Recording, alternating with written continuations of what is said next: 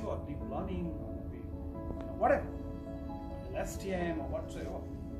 Okay. So title should be eye-catching, and let the title be able to market your paper.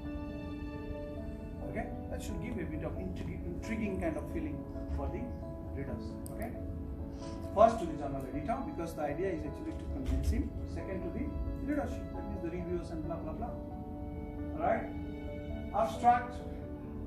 You don't have to write actually whole story. 12 sentences, done deal. So this is how it's supposed to be. Abstract should be an abstract, not a long story. A typical case is, see, introduction just take 2 sentences. Okay, methodology take 2 sentences. Results take 3 sentences. Okay, discussion 3 sentences. Now that you are moving the previous work to the next one. Otherwise, no references there, no abbreviations there. Too many generally. First, nice preamble.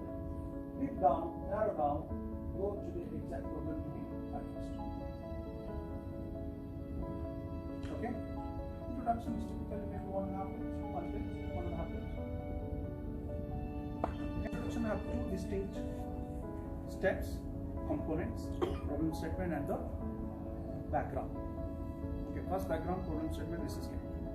And then at the end of the introduction, as I mentioned to you, it has to be the novelty, has to be reflected. This is simply the literature survey that explains the backdrop of your work. Okay?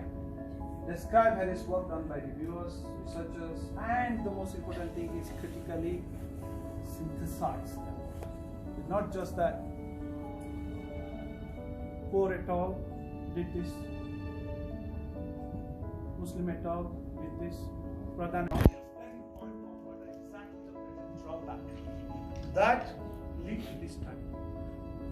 Why that? Why? What is the main motivation behind of this work? You will get from there. You better not give references in the problem set. Doesn't look good, right? Concisely, the particulars of experimental setup, the data that you've used, put them in a tabular format. Okay, explain them, how the data has been captured, when it has been captured, under what conditions they have been captured, and blah blah blah. Give as much detail as possible. Don't keep any doubt in reviewer's mind. If you are using any online data, then make sure when the data was being accessed, and so on. Alright? In some research, calibration of equipment is also critically needed as well. Explain that. That is not experimental data. Very data able to separate results and discussions. This is what you are referring to, right?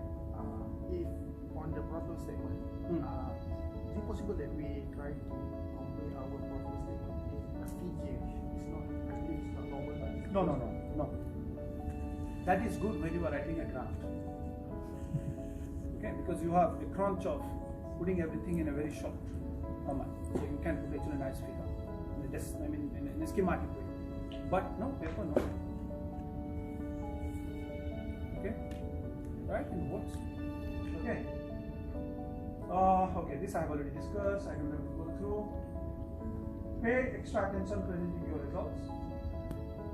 Don't put so many figures. The typical figures would be around 12, 30, less than 50. Some of them I see 30. As if they have put their whole thesis there. So first thing, reject. Then when you ask them, even my students also, sometimes the first time it comes to me, so what is this? I'm not asked actually, this is. So you must know what to present, what to keep, what not to keep. Right? If you feel that is necessary to tell the whole story of it, you can always put them in the appendix. That doesn't deserve to be part of the main work. Okay? Papers, a lot of figures. You can always actually club them in one. A, B, C, D, E, F. As long as they're actually relevant to one particular results. Let's say you are using 4 types of models. Okay? Doing comparison. Now, all their results coming from that 4 models, you can put them in one. A, B, C, D, E, F, but still would be considered as one figure. Don't put as 4, 5, 6, 7, 8, then that would be 30 figures that you would be having at the end. Okay? Then tables you would have 5 to 6. maximum, not more than that. Right? Conclusion. Conclusion should not be more than 300 to 400 words. Conclusion is a conclusion, and conclusion, remember, is not the repeat of what has been said in the abstract. It's not summary. Conclusion is not a summary. Conclusion is the take-home message of your paper, giving a direction, giving a dimension, giving a perspective, but also has been derived from your work. Two things you can do here. Again, tricky things out there. The drawback of your model or whatever that is your work, you can always also put in the conclusion. If it is not too many, or the limitation of your work. And the future direction also you can put in the conclusions. And the main findings of your work you should put in the conclusion. But 80% of the time I see that this is just repetition of the abstract. Then why do we have to separate distinct abstract and conclusion if it's supposed to be the same? Abstract is the summary, but conclusion is not the summary. Okay, you don't have to repeat hence this and so. You know already, but then come on, right? References, be careful. Make sure if you are using Manly or whatever you're using, check. And I get frustrated actually when I see there is silly mistakes in this. That also lead to rejection. Remember, we are looking for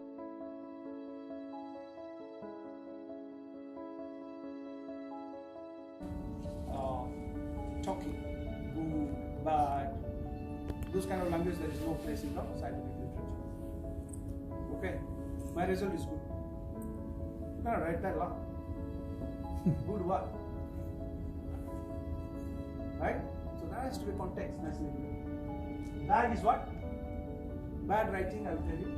In recent years, there is an increment in the number of reports on child maltreatment. For example,